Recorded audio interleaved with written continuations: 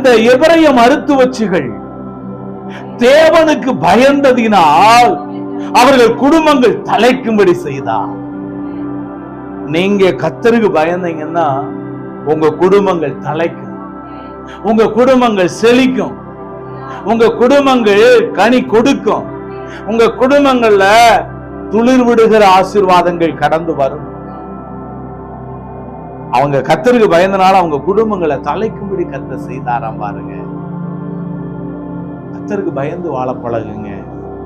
Elisha கிட்ட கர்த்தருக்கு என் புருஷன் பயந்து நடந்தான், ஆனா என் வாழ்க்கையில ஒரு குறைவு, என் வீட்டுக்காரரு என் புருஷன் இருந்தப்ப கடன் வாங்கி இருந்தாரு, அந்த கடனை கட்ட எனக்கு நிர்வாகம் இல்ல, நான் என்ன செய்ய போறேன்னு சொல்லி தெரியல, மனம் கலங்கி நிற்கிறேன் அப்படின்னு எலிசா கிட்ட ஒரு தேவனிடத்துல சொல்வதை போல தீர்க்கதரிசியாகிய எலிசாவினிடத்துல போய் அந்த தீர்க்கதரிசியின் மனைவி தன்னுடைய குறைவை சொன்னால், உங்கள் குறைவுகளை சொல்லுகின்ற இடம் தேவ சமூகம்.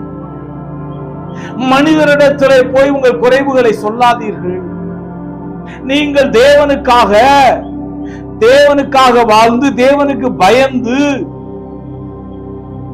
நீங்கள் இந்த உலகத்தில் ஜீவிக்கும் போது நீங்கள் தேவனிடத்தில் தைரியமாய் உங்கள் குறைகளை போய் நீங்கள் சொல்லலாம். போய் என்ன சொல்றாங்க, கர்த்தருக்கு முதல்ல என்ன செய்யணும்னா ஆண்டவரிடத்திலிருந்து ஆசீர்வாதங்களை பெறணும், நன்மைகளை பெற்றுக்கொள்ளணும்னா முதல்ல என்ன செய்யணும்னா கர்த்தருக்கு பயந்து நடக்கணுங்க. நம்ம சின்ன சின்ன விஷயங்கள்ல கூட கர்த்தருக்கு பயப்படணும்.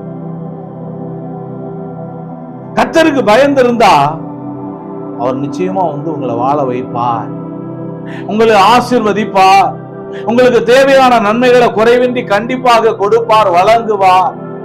இதுல எந்த மாற்றமுமே கிடையாது.